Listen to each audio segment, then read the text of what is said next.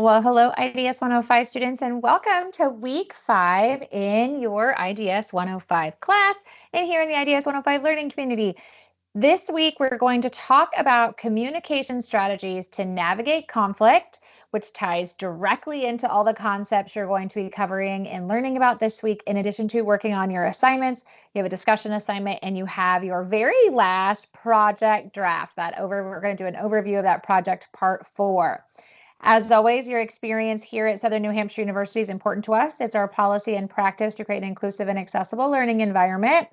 If there are aspects of instruction or course design that present barriers to accessibility, please notify the Online Accessibility Center, the OAC, as soon as possible at 866-305-9430. You can also email them at oac@snhu.edu or visit the Online Accessibility Center website. As a reminder, our Online Accessibility Center team helps you get content in a way that works best for you and your learning style. If you have questions about it or want to know more, reach out directly to that OAC team. Couple of housekeeping webinar reminders. Anytime you are in these webinars, whether you are watching them via our First Year Experience YouTube pages and leaving a comment, or you're watching them live, or you are in our IDS 105 learning community or your classroom spaces, those are always academic spaces, so be mindful of your conduct. These webinars are not graded or required, but we do talk about how to do assignments from week to week and go over concepts that you're working on in your courses. And hopefully you're having a little bit of fun along the way too. So y'all, first and foremost, before we dive into everything week 5, module 5, congratulations. Woohoo, high fives. You are officially past the halfway point of your IDS 105 term. These next few weeks go really quickly. So this is a great time just to remember to always make sure you're reading those course announcements because your faculty put a lot of helpful tips and tricks in there for your success. They break down different concepts, plus they often give reminders of when things are due. Don't forget to check that University SNHU student email. That is how the university communicates with you. Be sure to email, call, text with your faculty. If you have questions, if you're not sure on something, maybe you've fallen behind or you didn't do great on an assignment, want to see if you can maybe resubmit. The answer is always no unless you ask. So really advocate for yourself and take a minute to check the gradebook. See if you're missing any assignments, see if there's anything you really struggled on, and just see if you can get caught up or make a plan for your success. Or if you have questions on something or something just isn't like you're not understanding something right with the assignments or the concepts, please reach out to your faculty. We want you to be successful, so please don't hesitate to reach out. Remember, you can find that faculty information and how to get a hold of them in your Brightspace classroom if you click on that My Instructor announcement. So here we are in week 5. So I always like to take a minute and just kind of check in with everybody since we're sliding into the last half of the term. So first and foremost is the big reminder that you are not alone here at SNHU, okay? You've heard me talk all term long, and I'm sure your faculty and other classes too, about how much people support you have here at SNHU. There are resources for your success. If you're struggling with something technical or you don't have Microsoft Word or something compatible, we have Office 365 and the amazing SNHU help desk. If you're struggling with those writing mechanics or like just formulating kind of your writing and getting your flow together, it's been a long time since you've had, been in school or ever written academically. You have the incredible written feedback service from the academic support team. Maybe you just need somebody to kind of check in, accountability partner, go through some of the things, check those academic coaches or any of the peer mentors that are out there. Plus, if you're struggling with any content-driven things or certain classes, there's always that 24/7 drop-in tutoring. Plus, you have your amazing advisors that can always connect you to resources. Your faculty are here. Please ask us questions. We want you to be successful. Just remember you have so much support here, but none of it matters if you're not using it. So if you're struggling in your classrooms or you're struggling with some of your grades, but you're not attempting to use any resources or reach out or kind of do better or learn better, that's a problem, right? So let's take a minute, let's kind of assess where we're at, and let's dive in and connect for our success and going after our best grades and terms here, okay? I also like to remind students, like, are you plugged in? Like, do you know what your grades are? You really want to be checking your grades every week. Make sure that the assignments you thought you turned in got turned in.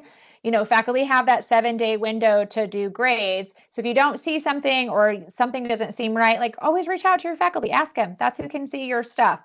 But make sure you're checking your grades. Make sure you're active in those discussion boards when you have discussion assignments. Are you checking that university email? That is how the university communicates with you. So make sure that you're checking it. just so you don't miss anything. If a faculty member or an advisor is trying to get a hold of you and they're calling you or text messaging you, maybe, like, make sure you're returning those calls because we want you to be successful. There's a reason they're reaching out, okay? All of this just helps us and you be on the same page with a commitment to your success, okay? So just remember, you have all of these resources here. This is not even a comprehensive list, but I like to remind students that here at the university, you have a lot of people support, and that's those SNHU resources. So that's things like the drop-in tutoring, written feedback from academic support. You have these learning community webinars you can go and watch at any point in time. The focus videos are up for the entire term. Maybe you need a part-time job or are starting to think about some of those like career goals. We have SNHU Career. Your academic advisor can connect you to so many different departments and answer your questions. You have the help desk if there's anything technical. We have the amazing library. The library has so many resources for helping you on any research projects or any kind of citation work. There's just a lot of cool stuff in the library. SNHU Connect is where you can find the IDS 105 learning community. If for some reason you're not in there yet, hop in there because it's also a place, SNHU Connect, where you can find clubs and organizations here at the university. Plus we have SNHU Wellness, which I like to remind students about. That is a space where there's great tips about like managing anxiety or stress or kind of balancing your time, learning how to prioritize your time. There's a lot of great resources that are just literally a click away. Plus, outside the classroom, think about those people who support your success. This could be our loved ones, right? It could be those pets, it could be those community members or those extended families or friends, but those people that maybe are helping you look over your assignments or picking up some of the slack at home so you can get your homework done or cheering you on.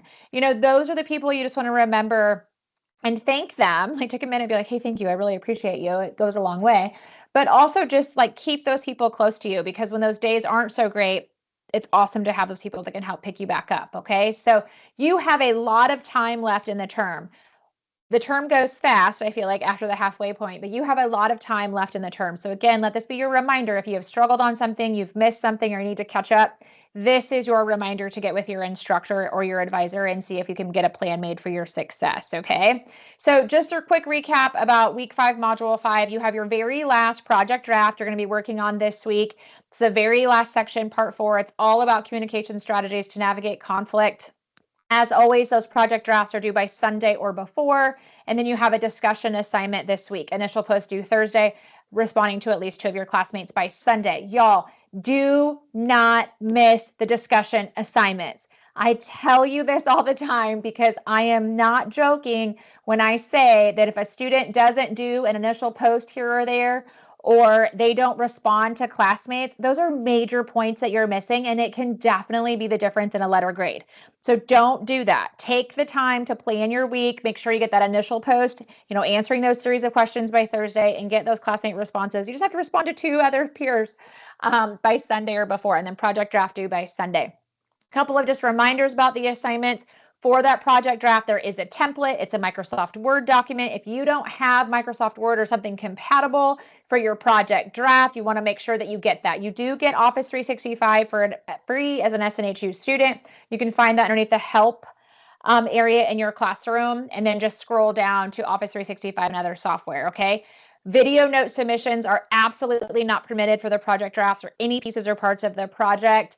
Pay attention to the questions you're answering. We're on the very last part. And then just a reminder, initial discussion post due Thursday with those peer responses and project due by Sunday. Okay, so let's chat about this week's main topics, and that is conflict. Conflict and communication strategies to handle and navigate conflict, all right? So when we think about conflict, when you think about conflict, actually, let me rephrase that. How do you feel at first? Like, are you like, oh, conflict, yikes, I don't like conflict, I'm going to stay away from conflict? Or are you like, yeah, I don't mind engaging in it. And like, if there's some conflict, like I can handle it, or you're maybe somewhere in the middle. But I always like to remind students that sometimes we just automatically assume that conflict is a bad thing or like a negative thing. And it isn't. Sometimes we might experience conflict because we have a difference of opinion, or maybe there was a simple miscommunication, or maybe we're different from one another and our background or our values or what we believe in are different. Or maybe there's a lack of trust, right? Those are just some reasons we might experience conflict. But like I said, it's not always a bad thing. Sometimes when there's conflict, like if there's a miscommunication or a difference of opinion, or there's a difference in values or a lack of trust, conflict allows us to see things through the perspective of others.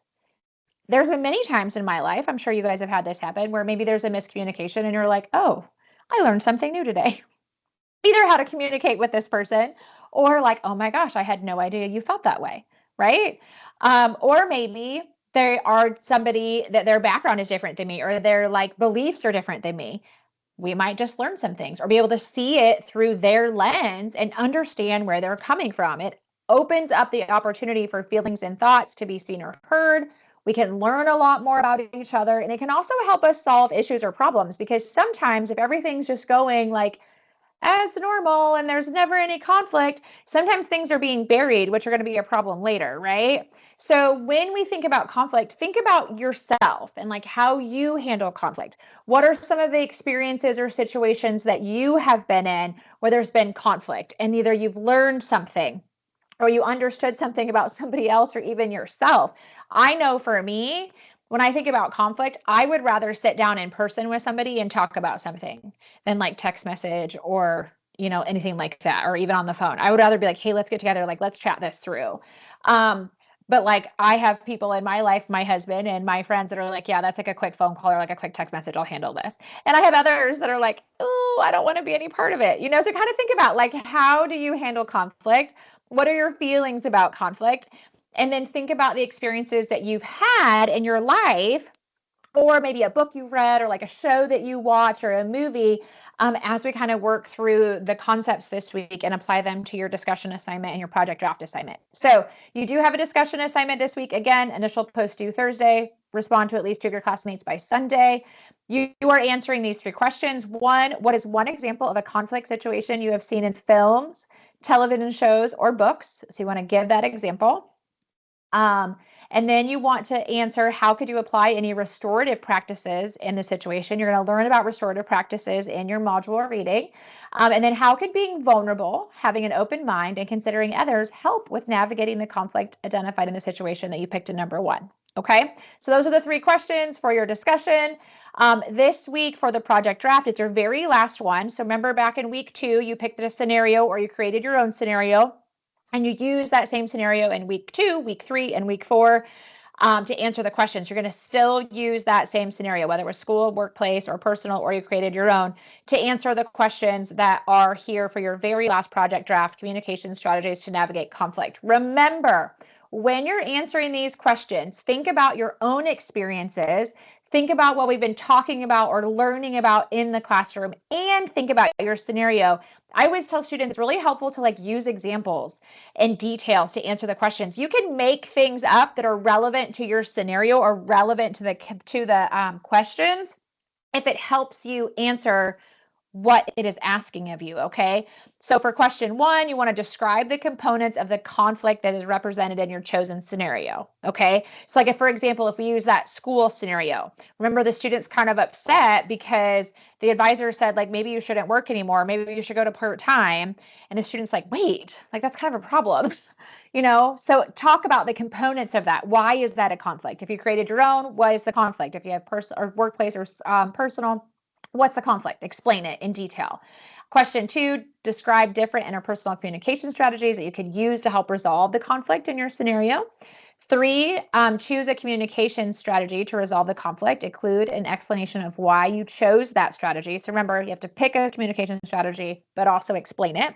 Question 4, describe any potential communication challenges that could arise in your chosen scenario. So think about your scenario like, like for example, the personal one with like the family member that you like are not on the same page with, like maybe things that are in the news or political stuff, whatever it is. Like, what are those potential communication challenges, right? What are they? Question 5, describe both the benefits and challenges of using restorative practices to address the conflict in your chosen scenario. Again, restorative practices, you're going to learn a lot within your module reading and the required resources this week, okay? So as a reminder too, you can find those helpful documents like the project template is underneath what to submit. You can always go back and get a refresher on those project scenarios. It's underneath supporting materials. But I wanted to take you just real quick through the classroom space. So hold on just a second. And just kind of remind you where to find everything. So like I mentioned earlier, you can click on academic support. And if you click on academic support, it pulls up their menu of services. That written feedback is a great place for you to upload and submit any of those drafts that you're working on, their SNHU assignments, for written feedback. Select the areas you want the tutor to focus on, and they get you stuff back within 12 hours. Students really enjoy using that. If you haven't done that yet, that's a great place to start, okay? Also in module 5, remember, click the blue, gets you where you want to go. Always open up the entire module introduction. Review the overview and objectives, scroll down, arrow over. A lot of times y'all miss the actual reading that is within your module. So you'll notice right here, those restorative practices that were asked about on some of the assignments, it's right here. So make sure that you review the reading that's within the module. You always want to make sure that you do that in addition to any of those required resources. So the required resources are those like textbook chapters you might be reading, any extra links to articles. The videos can be really helpful too, especially this week as we talk about a little bit about the power of vulnerability and also keeping an open mind. So those are 2 great videos for you to watch here this week in Module 5. As a reminder, you have that initial discussion post due by Thursday, respond to your classmates by Sunday. And then for that module assignment, let's go back under learning module, sorry, and go down to module 5. I wanted to point out with those project drafts, always click on guidelines and rubric. When you do that, it opens up an overview of the assignments and the reminder of the questions you're answering. Here is that project template. So just click the blue, it opens up that Word document you can type right in. So if you've been using the same template from week to week, you're just going to finish the end of it. If you're somebody that created your own document, totally fine. That's totally fine. Just make sure you answer all of the questions and have all pieces and parts. And remember, when it comes to module 7, you have to put everything in one document, okay? And then you have these project scenarios in case you need that refresher. I did want to remind you too, always look over the rubric. It tells you how you're going to be graded, but I wanted to just show you, if you click on that project template, now you will not have highlights. This is just an easy way for me to break down the different weeks. So remember, back in week 2, you picked your scenario and you answered all the questions in part 1. Week 3, you answered the part 2 questions. Week 4, you answered the part 3 questions. Now we're in week 5 and you're answering this last part of the template. Okay, so that's all you have left as far as the template goes. Remember, use details, use examples, think about experiences that you can offer. The more information you can give, it helps complete your thoughts and it helps connect the concepts to your scenario and to the answers that you're giving, okay? The other thing I wanted to just point out just really quick is just a reminder in case you need it underneath this help. If you click that little arrow and you go to online student services, when the menu pulls up, it has all of the different departments here at SNHU. If for some reason you do not yet have Microsoft Word or something compatible, you can click on this Office 365 and other software to get it connected, downloaded and connected for your success. Okay. All right, y'all, that's it for week 5. I hope you have an incredible week. Remember that discussion assignment, make sure you get that done, the initial post and the peer responses, and then you have that last piece of your project draft. As always, if you have questions, if you're stuck on anything, please don't hesitate to post a question in the learning community for IDS 105. But always reach out to your instructors too, especially if it's anything assignment specific or grade specific. They're the ones that can see all of that and they want you to be successful. So have an amazing week 5, y'all. And remember, you got this.